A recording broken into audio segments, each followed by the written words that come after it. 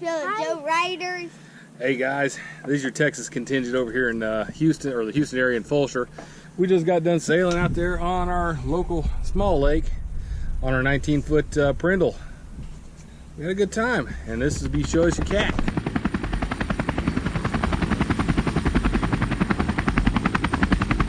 Hello, yes, it's Joe here for Joyrider TV, and firstly, thanks very much for that amazing Texan introduction. But we're back with another episode of Show Us Your Cat on Joyrider TV. 2/3 of this afternoon's edition are going to be in Australia, I can tell you that, and then we're going to be heading to Texas for a look at Chris's Prindle. Very nice too. But I'm coming to you from Vasiliki village, next to the harbour developments that have been going on here in Vasiliki village. And it is definitely the summertime now here. We've had, I think, 3 days on the trot of champagne sailing conditions with nobody out there.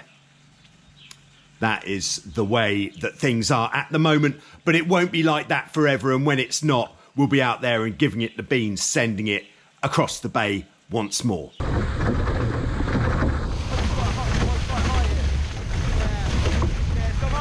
But for now, let's jump in and have a look at what we're featuring today on Show Us Your Cat on Joyrider TV. So we're starting off this week by going to the USA, to Fulshear, Texas, which is near to Houston, where we have Chris. Chris has got a 1989 Prindle 19 called the Cat in the Hat. We're going to actually look at something fairly specific here with Chris's boat, and that is that all of his rigging has been replaced by John at Coligo Marine with Dyneema rope rigging. I'll let Chris explain. The shroud setup is a synthetic shroud setup made out of Dynex ducks, I believe is what he called it. It's a heat set Dyneema. We made it out of 5mm. We essentially went above factory spec. And the way it works is, let's get my trapeze wire out of the way. But the way it works is we have a lashing line set up to a block system down here with nothing more than a rope pull-through system where it pulls through, catches the knot, and then it latches into the back side of the system. And then to loosen the rig, we do the same exact thing. And then we lock it into a further down knot to allow it easier setup and rigging and all that. But I think we'll agree that is some very nice looking rigging. And now Chris is just taking us through his process of putting the masts up. So he's got the shrouds attached, but they're as loose as they will go. And the mast is in position with the mast foot secure. He's using a step ladder at the back, you can see, just to get a bit of height. And then one of the trapeze wires is attached to the trailer with a small purchase system. We'll see that in effect shortly. Now Chris is putting the mast up, and because the shrouds are loose, there's very little weight in the mast while it's up because it's leaning forward slightly. If you are going to use this technique, make sure that if there is any wind, the wind is blowing onto the back of the boat, or if you're on a hill, then the trailer is pointing downhill. Otherwise, it's going to be difficult. So then, with the mast up, the rope from the purchase system will just secure the mast there, giving Chris time to get off the boat and attach the forestay. Then to get the tension on the rig, using this very clever system that he's got, he's just going to put his trapeze harness on to get a bit of weight there on the side of the mast, pulling the mast down so that he can get the rig tension on sufficiently. He says the complete time it took to fit the rigging and put the mast up was 18 minutes. So I think that's pretty good going. As well as the rigging, Chris has also done some amazing carbon work. Just check out the intricacy of the weave on his tiller extension. So thanks very much, Chris, for sending in that video and those pictures, and of course for your introduction. And we hope you have some great sailing this summer on your Prindle 19. Next, we're heading to Australia, to the Gold Coast in Queensland, to Southport Yacht Club, where we have Marika and Adam, who have got a Hobie 14. To be honest, I haven't done very well with my Hobie 14 research.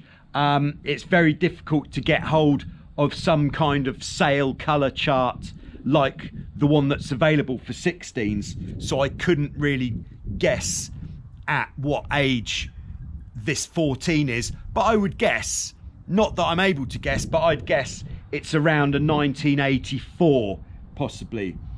We can see he's got the masthead float on there. A very good idea with the 14. For those of you who've sailed the 14, you will know that it is reasonably easy to capsize, and without a masthead float the boat does invert quite quickly as well. So the masthead float is a valuable piece of kit on your 14 if you're not racing. So thanks very much, Marika and Adam, for sending in those pictures of your 14, and I hope you're still able to get out on the water and have some great sailing down there in Australia. So next we're just going to head slightly down the east coast of Australia to Tweed Heads in New South Wales, where we have Dave, who has got a 2011 Hobie 16 with the hot tamale sails called Sledder. This is the third Hobie 16 that Dave has got. He uses it a lot. He competes in a lot of races in the Southeast Queensland Hobie Sailing Group and the state national championships. And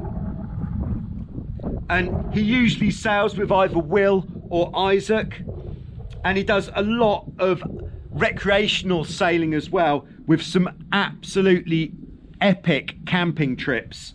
I think it was last year he did a 10-day trip which was over 300 miles camping on the Hobie 16. Very nice indeed.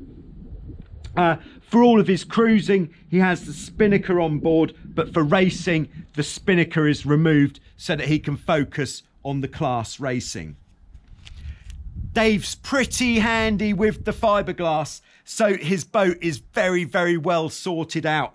You can see he's got the EPO 3s on there, and he's actually got his beams epoxied on, which makes it an extremely stiff boat, which makes it very quick because you don't lose any energy through the hulls flexing. And I think might come up against some opposition, but I think this is probably one of the quickest Hobie 16s we've featured on Show Us Your Cat.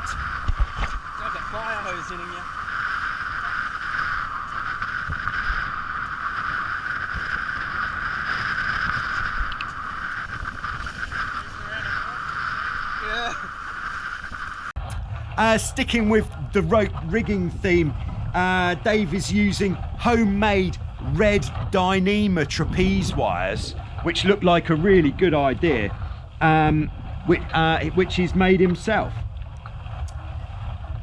Now, Dave does send it pretty hard, and he does push it to the limits, as we can see here. Some dynamic nose down the mine shaft action on board Sledder there.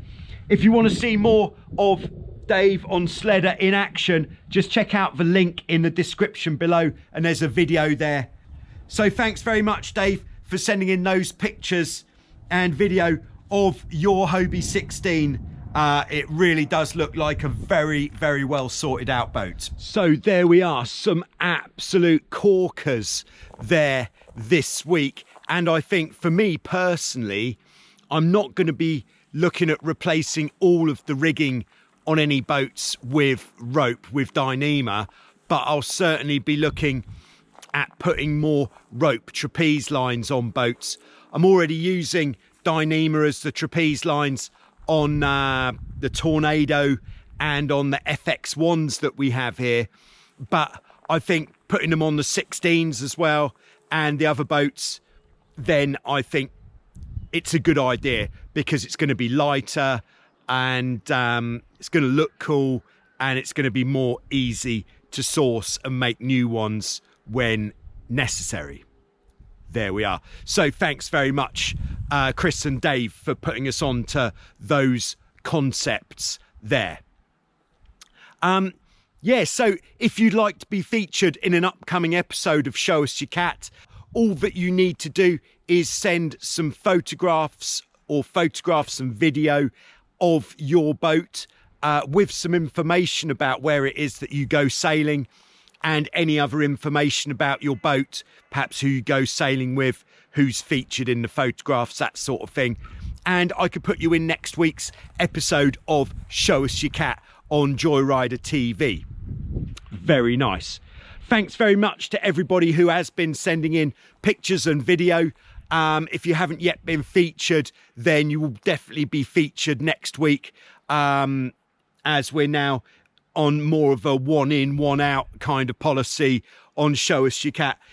Also still going is the speed stick, of course. If you're lucky enough to still be able to get out on the water, then do take a GPS device with you and see how fast you can go, and then send me the information. Again, all of the details of what you need to send are in the video description below. Very nice. And then coming up this week, we're going to be having, I'm feeling Wednesday at the usual time, we'll be going live. We'll be putting some rudders on this bad boy. We did the trampoline on Thursday live, and this week, Wednesday, live at the same time, we'll be putting the rudders on and giving them a tune up as we do that. That is very exciting. So other than that, thanks very much for watching. Don't forget to give the video a like. By giving the video a like, it means it's more likely to be seen by more people, which is good. That's what we're trying to do. We're spreading the word about the catamaran sailing. And as ever, thanks very much to everybody who has been supporting the channel. The website is a little bit bare, let's say.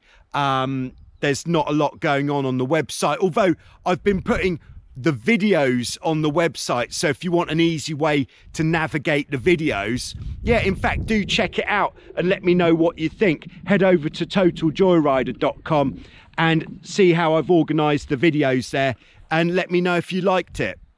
That would be nice, very helpful. So there we go. And thanks to everybody, of course, who's been supporting the channel through Patreon, which is probably the best way to support the channel at the moment. If you want, even if it's just $1 per month USD, then it all helps, and it lets me know that what I'm doing is worthwhile to you. And if you need any advice about your boat, just contact me on Patreon. I'll get right back to you and let you know what it is that you'd like to know.